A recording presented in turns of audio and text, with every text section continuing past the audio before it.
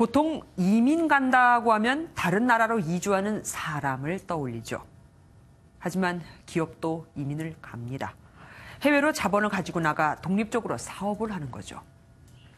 말이 좋아 이민, 해외 진출이지 사실은 내 나라를 떠나 타지에서 일을 하는 거니 기업 입장에서는 쉽지 않은 결정인데 최근 대형마트와 편의점 등 국내 유통기업들이 줄줄이 해외로 빠져나가고 있습니다.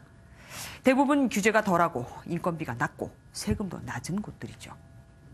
국내엔 출점 제한, 영업시간 제한, 강제 휴무일 등등 대기업 핀셋 규제라고 불리는 것들이 꽤 있거든요.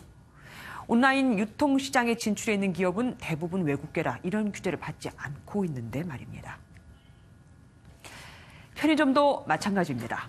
지난해 12월 정부가 편의점 근접 출점에 제한을 두면서 100m 이내에 담배 소매점이 있을 경우 편의점 출점은 제한이 됐습니다.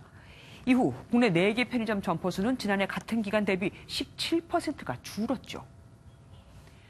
그럼에도 정부는 다음 달 대형 유통기업에 대한 규제를 또 강화합니다. 대규모 점포를 개설할 때 주변 상권 영향 평가 의무를 더욱 강화하는 내용입니다. 월급 받는 일반인들을 위해 혹은 자영업자들을 위한 거지만 사실 기업이 나가면 같이 줄어드는 게 있죠. 바로 일자리입니다. 국내 매장이 없어지니 채용 계획도 없어지고 그럼 다시 일자리 축소로 이어지는 악순환이 반복이 되는 겁니다.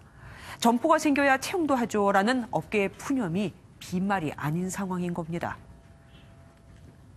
규제는 필요합니다. 하지만 규제는 양쪽 모두 상생할 수 있게 해야 합니다.